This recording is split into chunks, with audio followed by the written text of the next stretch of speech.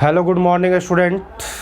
मैं सत्यम कुमार श्रीवास्तव आपका सत्यम chemistry classes YouTube channel में स्वागत करता हूं। जैसा कि लास्ट लेक्चर में हमने बताया था बच्चों, आपको रासायनिक गतिकी चैप्टर में अभिक्रिया का वेग कैसे निकालते हैं, उसका औसत वेग कैसे निकालते हैं और उसका तात्क्षणिक वेग कैसे ज्ञात किया जाता है। अब बच्चों, जब हम अभिक्रिया का वेग पता कर लिए हैं तो अब हम लोग जानेंगे अभिक्रिया के वेग की इकाई के बारे में कि आखिर अभिक्रिया के वेग की इकाई क्या होता है।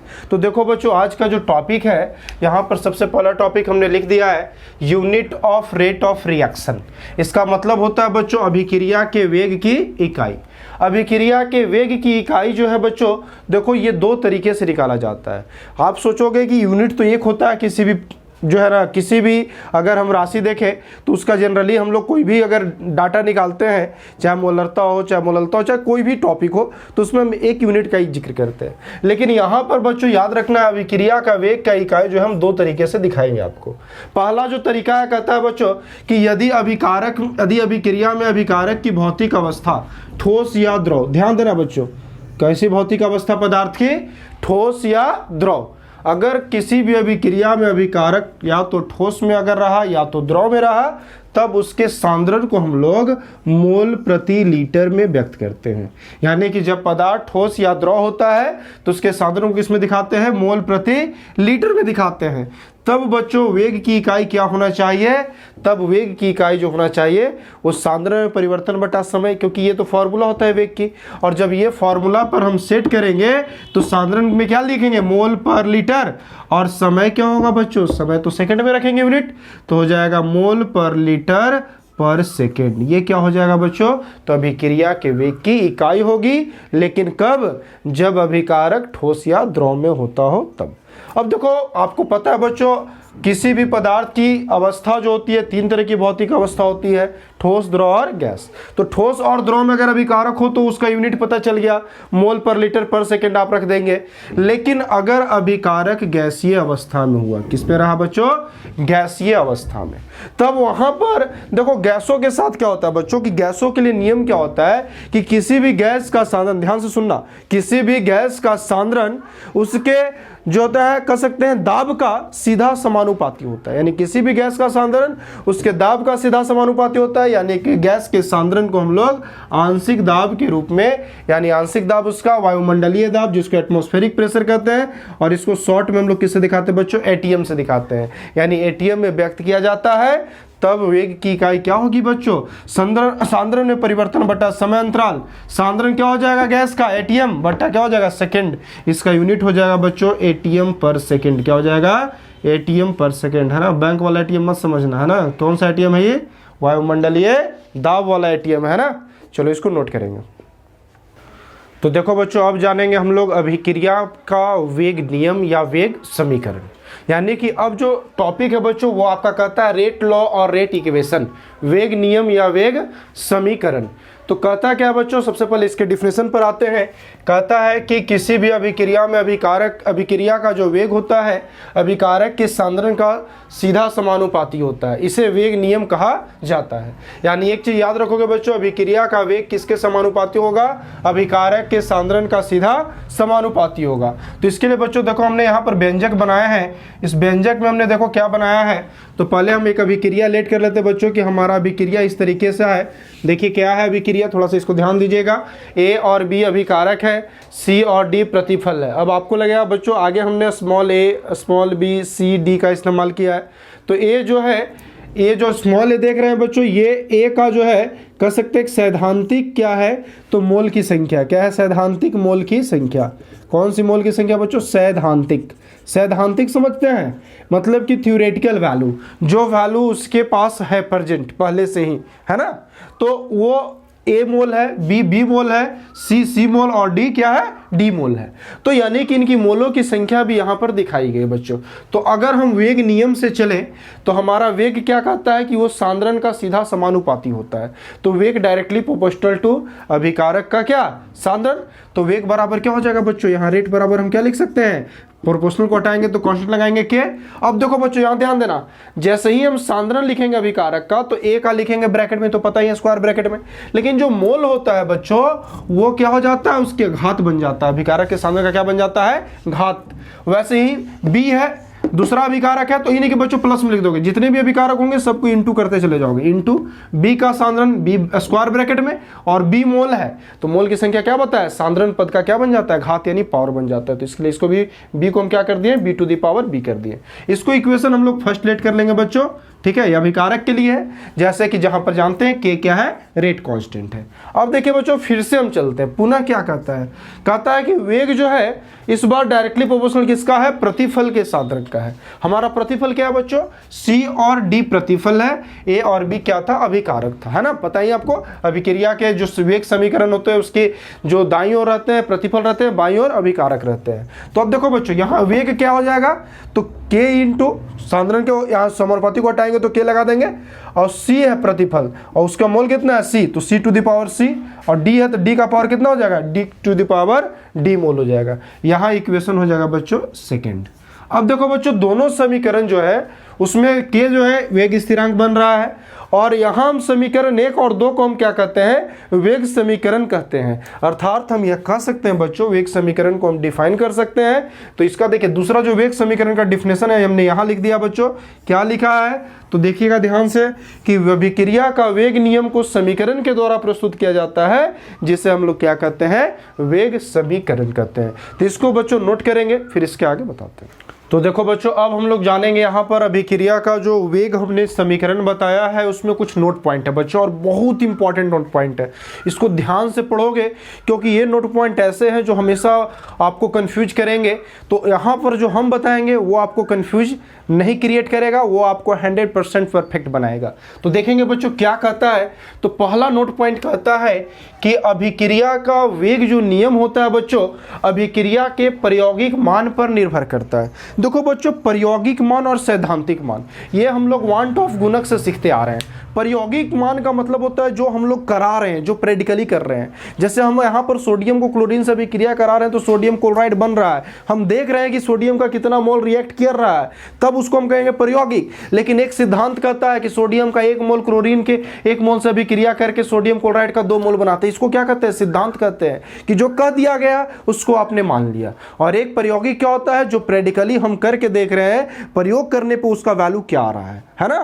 तो बच्चों हमेशा याद रखना अभिक्रिया का जो वेग नियम होता है वो वेग किस पे डिपेंड करता है, अभिकारक के प्रायोगिक मान पर निर्भर करता है, जिसे हम लोग m और n के द्वारा निरूपित करते हैं। किसके द्वारा निरूपित करते हैं बच्चों, स्मॉल m और स्मॉल n के द्वारा निरूपित करते हैं, जो कि सैद्धांतिक मान स्मॉल ए और स्मॉल बी माने थे बच्चों अभिकारक का ए मोल और बी मोल इससे पहले ना, तो उसके या तो बराबर भी हो सकता है और नहीं भी हो सकता है। ये कोई जरूरी नहीं है बच्चों कि जितना प्रायोगिक मान हो उतना सैद्धांतिक मान हो सकता है, उतना हो भी जाए या फिर नहीं भी हो। बात समझ रहे हो। अब देखो बच्चों अगर हमारा अब अभिक्रिया इस तरह से लिखा गया है कि ए का ए मोल बी का बी मोल अभिकारक है और प्रतिफल जो बना रहा है सी का सी मोल और डी का डी मोल बना रहा है बच्चों, तो हम यहां पर इस चीज का जिक्र कर सकते हैं अब कि वेग बराबर वेग नियम से क्या, तो अभिकारक का सांद्रण यानी रेट जो होता है कंसंट्रेशन ऑफ रिएक्टेंट का डायरेक्टली प्रोपोर्शनल होता है। तो वेग बराबर देखो हम समीकरण क्या लिख रहे हैं बच्चों, ध्यान देना,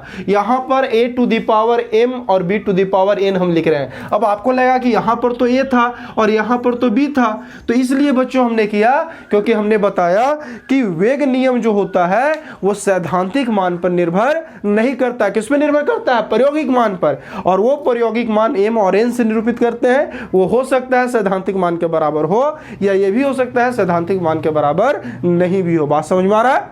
अब चलिए बच्चों आगे देखते हैं दूसरा नोट पॉइंट में। दूसरा नोट पॉइंट कहता है बच्चों कि अभिक्रिया का वेग नियम से हमने अभी क्या पढ़ा है, वेग बराबर k into A to the power m into B to the power n, अभी हमने सीखा इससे ऊपर। अब देखो बच्चों समीकरण 1 इसको हम लेट कर लेते हैं, ठीक है। अब समीकरण 1 लेट कर लेते हैं। अब चलते हैं यहां पर, देखो बच्चों यदि यहां पर क्या ले लें हम, अभिकारक A जो है उसका हम क्या ले लें, 1 मोल पर लीटर ले लें। क्या बच्चों ले लें, उसकी सांद्रण को 1 मोल पर लीटर ले लें, और दूसरे अभिकारक का सांद्रण भी क्या ले लें हम लोग बच्चों, 1 मोल पर लीटर ले लें। यानी कि दोनों जो अभिकारक है बच्चों अगर उसका हम सांद्रण 1 मोल पर लीटर मान लें, तब समीकरण 1 से क्या होना चाहिए बच्चों, वेग बराबर k into A to the power m और b to the power m है, तो a की जगह पे क्या रख देंगे 1 और b की जगह भी क्या रख देंगे 1 का पावर चाहे आप कितना भी कर दो बच्चों, क्या होगा वैल्यू 1, यानी वेग किसके बराबर हो जाएगा, k के बराबर हो जाएगा। और जहां k क्या है बच्चों, तो k जो है वो क्या है, वेग स्थिरांक है। क्या है, वेग स्थिरांक, जिसको हम लोग कहते हैं रेट कांस्टेंट है ना। अब यहाँ पर हम कह सकते हैं बच्चों, वेग स्थिरांक का हमें एक परिभाषा भी मिल सकता है। तो यहाँ पर क्या कह सकते हैं कि जब प्रत्येक अभिकारक का सांद्रण अगर इकाई हो, यानी जितने भी अभिकारक इस्तेमाल हो अभिक्रिया में, उनका सांद्रण अगर इकाई यानी कि 1 यूनिट में हो, तब अभिकारक का जो अभिक्रिया का जो वेग स्थिरांक होता है वो क्या होता है, उसके वेग के बराबर होता है। यानी अभिक्रिया का जो वेग होता है बच्चों, वही वेग स्थिरांक बन जाता है। तो इसको आप नोट करोगे। तो देखो बच्चों, अब जो हम लोग अभिक्रिया का यहाँ पर जो वेग नियम से फिर उसके बाद आगे देखेंगे क्या, वेग स्थिरांक की विशेषता। देखो बच्चों, ये जो हम टॉपिक बताने जा रहे हैं, इससे बहुत सारे आपके ऑब्जेक्टिव्स क्वेश्चन क्लियर होंगे इस चैप्टर के। अक्सर बच्चों क्या होता है ना कि बोर्ड के स्टूडेंटों को जो है, खासकर जब ऑब्जेक्टिव्स आते हैं इस चैप्टर से, तो बहुत प्रॉब्लम क्रिएट करते हैं। लेकिन आपको उस स्टूडेंट्स में शामिल नहीं होना है, आपको उस स्टूडेंट में शामिल होना है जहां पर प्रॉब्लम्स का 1% चांस ना हो।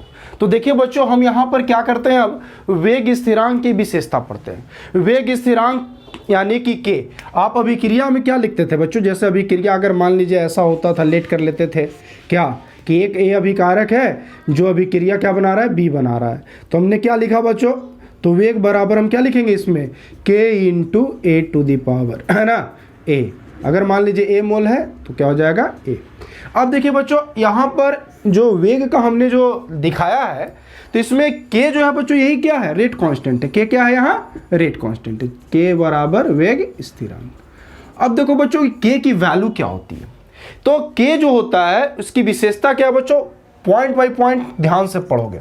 पहला कहता है विभिन्न अभिक्रियाओं के लिए के का मान भिन्न भिन्न होता है। यानी बच्चों, अभिक्रिया अगर अलग अलग होगा तो उनमें के का मान क्या होगा, अलग अलग होगा। यानी सारे अभिक्रियाओं के लिए एक टाइप का वेग स्थिरांक नहीं चलता है, हर एक अभिक्रियाओं का एक अपना वेग स्थिरांक होता है। जो एक चीज याद रखना है, हर एक अभिक्रियाओं का, अलग अलग अभिक्रियाओं का अपना एक वेग स्थिरांक होता है, लेकिन उनके लिए वो कांस्टेंट है। वो अभिक्रिया के प्रारंभ होने से अंत तक वही मान उनका रहेगा, वहां चेंजिंग के में नहीं आएगा। लेकिन अलग अलग अगर अभिक्रिया है तो उसमें के का मान अलग अलग होगा। अब देखिए बच्चों, दूसरा पॉइंट क्या कर रहा है कि के का मान जितना अधिक होगा अभिक्रिया उतनी ही तेज गति से होगी। यानी यहां पर बच्चों देख लो, यहां पर देखो समीकरण हम दिखा रहे हैं, जो ये के क्या है, के यहां पर वेग बराबर k into A to the power a. यानी के की वैल्यू जितनी बढ़ाएंगे बच्चों, जाहिर सी बात है क्या होगा, वेग उतना बढ़ेगा। क्योंकि वेग किस पे डिपेंड कर रहा है, के पे भी तो डिपेंड कर रहा है, क्योंकि वेग बराबर क्या है, के इंटू अभिकारक का सांद्रण। तो यानी कि वेग स्थिरांक के का मान जितना बढ़ेगा बच्चों, इसका उतना ही के का मान जितना बढ़ेगा उतना ही क्या बढ़ेगा, वेग भी बढ़ेगा।